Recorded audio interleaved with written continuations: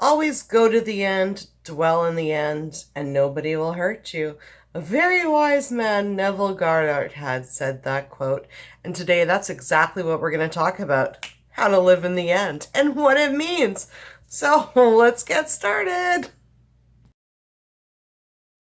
Amanda here from createyourfuture.co. So I am a law of attraction coach, and today we're talking about what it means to live in the end. Because when I started living in the end, I noticed there was a little bit more to it than just visualizing. And yeah, so I'm going to share with some tips with you that are really going to help you to get living in the end, especially when it comes to a specific person. So just before we get started, if you haven't already subscribed, definitely subscribe, hit the bell icon below. I do put out new videos every Wednesday, Sunday, and Friday, each one of them designed to help you create something wonderful in your life. And if you are looking for a law of attraction coach to help you jumpstart things in your life and really start to create some wonderful things, check out my details are in the description below. So let's get started. Living in the end. So we hear a lot about this, living in the end. Yes, living in the end is visualizing what you would like. And it's a little bit more than just visualizing what we would like the end to be. Okay, so let's use an example of a relationship. Okay, so living in the end would be visualizing and, seeing me married to, the guy of my dreams, whoever I want that to be.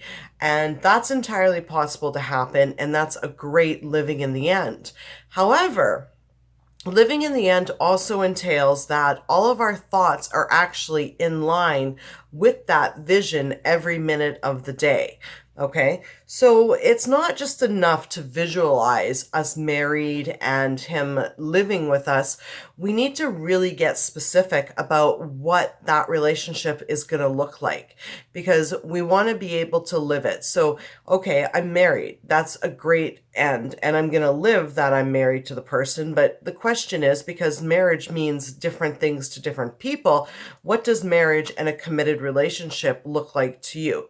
So the first thing you want to do is get specific about what it looks like. So for me, marriage is being in a committed relationship with open communication and being supportive of each other and being understanding and accepting of each other. Okay.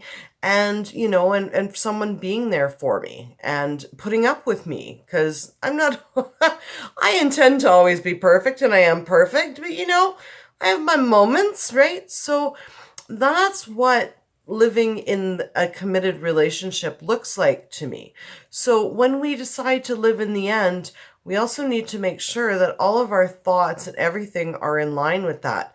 So what that would look like on a minute to minute level would be looking at my relationship, right? And if I was to say right now, let's say that, I'm just dating my boyfriend and I'm having thoughts that are contrary to living in that end. So let's say that the thoughts are, he doesn't want a committed relationship. Well, in order for me to live in the end of being married to him, which it looks to me like I need a committed relationship and him to be, want to be with me and only me, then I need to change that thought that, he wants to date other people. And we know our thoughts create. So I would need to stop myself from thinking that and change that into, he wants a committed relationship with me. He wants to be with me and only me. So another example would be, let's say, for instance, we're in a relationship and we want to take it to the next level, but we're always fighting because I'm like, he just doesn't communicate with me and he doesn't tell me how he feels. Well, that thought is contrary to living in my end, which my end is going to be a committed, loving relationship with open communication. So then I would want to stop that thought and change that thought into, we communicate openly. He's very understanding, and we talk about stuff all the time, right? So another example would be, like, say for instance, I want to have in the relationship, I want him to be very understanding of me, right? But let's say I hold the thought once in a while that, oh, I've done something and maybe he's not going to forgive me for it. Okay.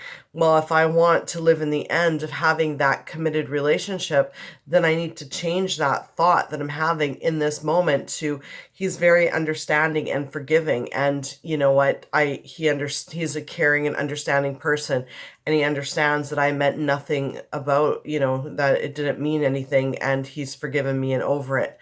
So living in the end is more than just creating a visualization of being with the person and being married with the person. We need to get into the nitty-gritty details of what those details look like. What is a committed relationship to you? What's important in that relationship?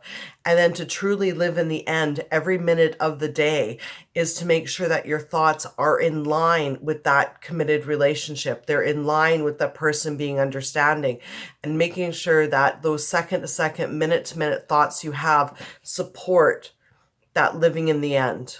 Okay. So that's basically all what living in the end is making sure that every thought you have supports that vision that you have, and being clear and identifying what that vision is.